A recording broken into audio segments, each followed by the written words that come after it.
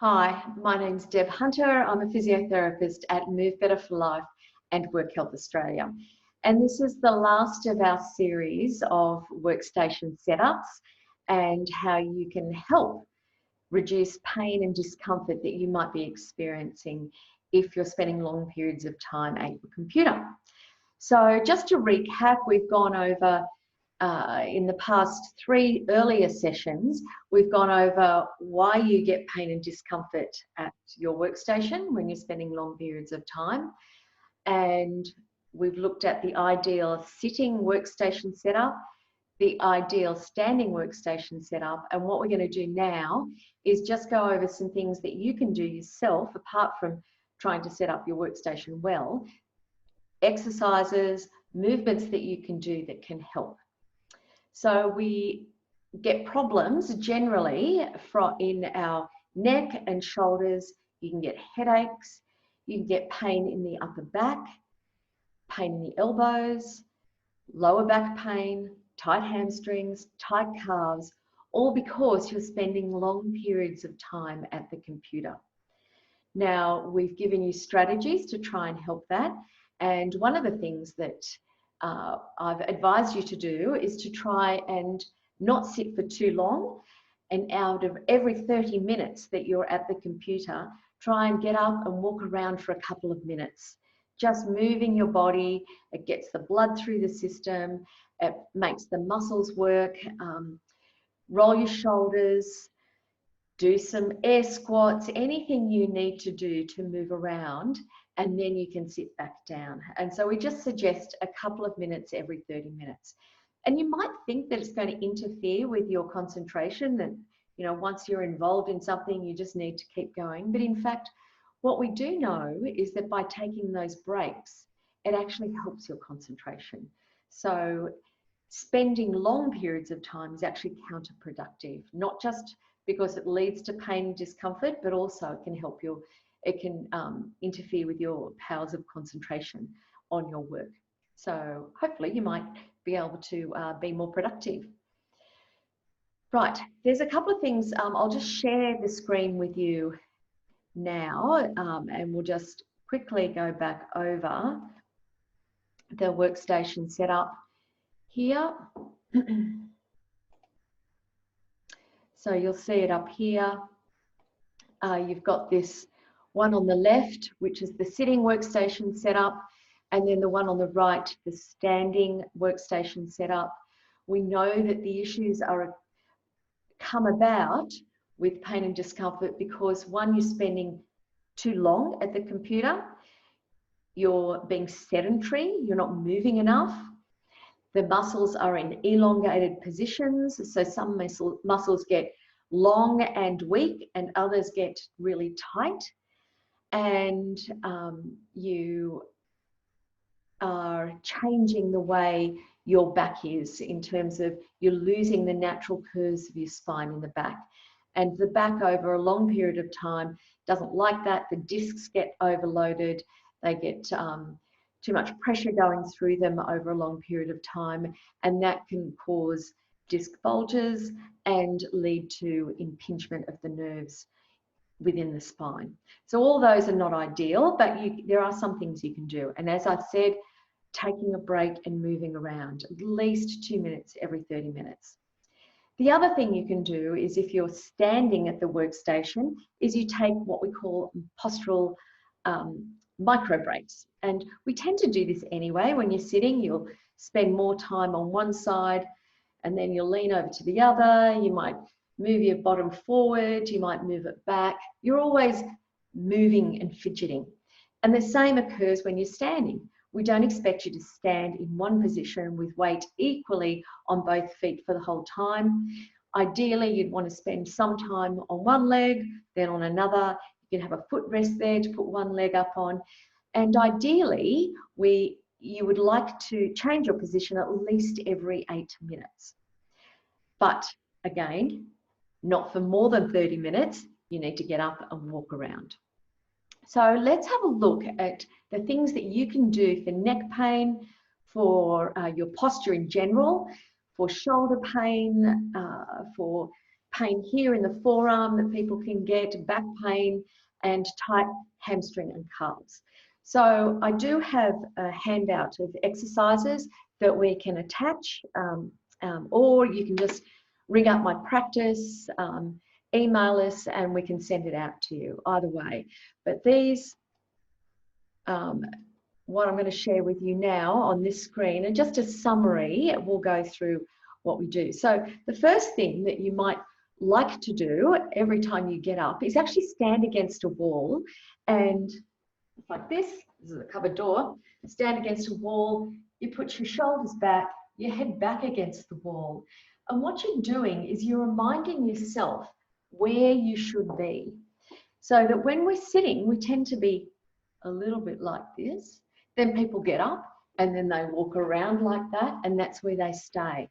And their brain gets used to, oh, this is now the new normal. So you have to unhinge that. You have to remind your brain and your body where your body should be, what's the best position. And standing against a wall, you put your feet back, shoulders back, arms down by your side, and then you put your head back against the wall, okay? And then you try and walk away, and that's where you should be, okay? So that's the first thing. I also think it's nice for you to think of a light shining from your chest. So when we're hunched forward, the light is shining on the ground and down at the ground. What we want is our light shining forward. So you're just lifting your sternum, you're lifting your chest up, and your light's shining forward. That can often help a lot of people understand, okay, they need something visual. Okay, light shining forward. So that will help the posture. In terms of the neck pain, what you can do is what we call neck retraction and rotation. So the problem is we get into this forward head posture like this, and all the muscles here at the back of the neck get really tight and impinged. So we're trying to open them up. So you stand up, you lift your light shining forward, and then you pull your head back and elongate the back of your neck. So it's going from this position to that. So you're giving yourself a really attractive double chin. That's called neck retraction.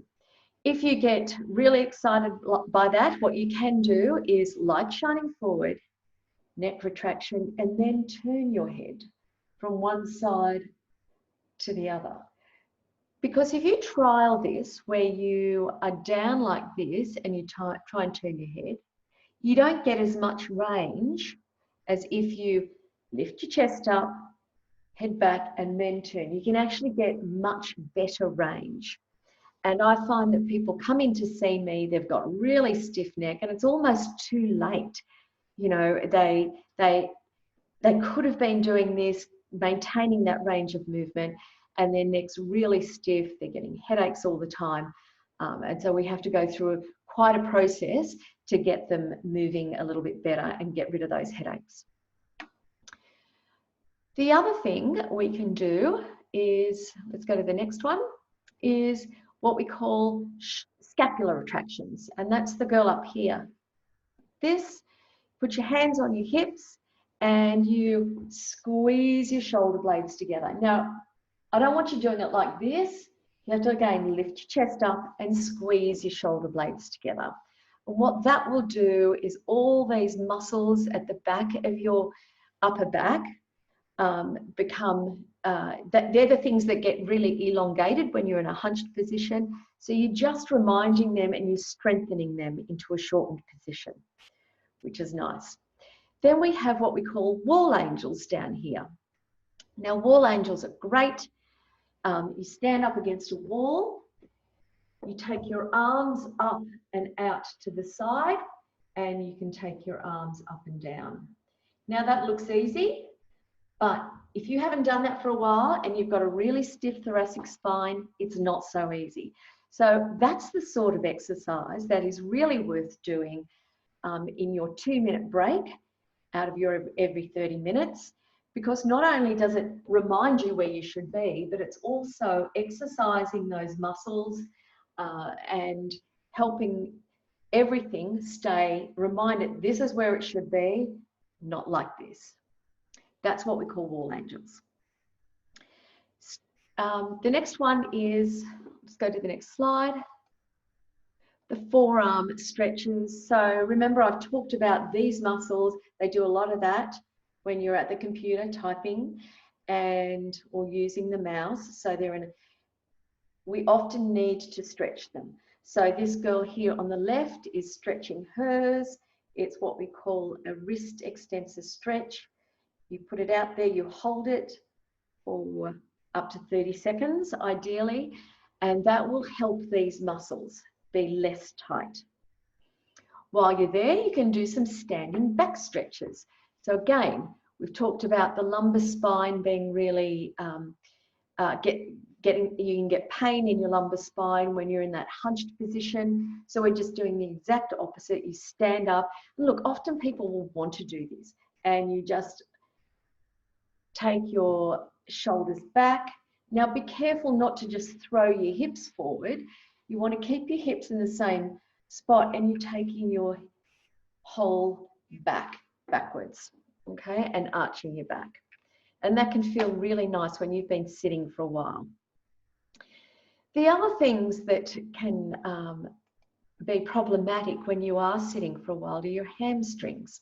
Now your hamstrings are these muscles here at the back of the thigh, and their aim is to bend the knee. When your knee is bent for a long period of time because you're sitting, then the hamstrings can get tight and short.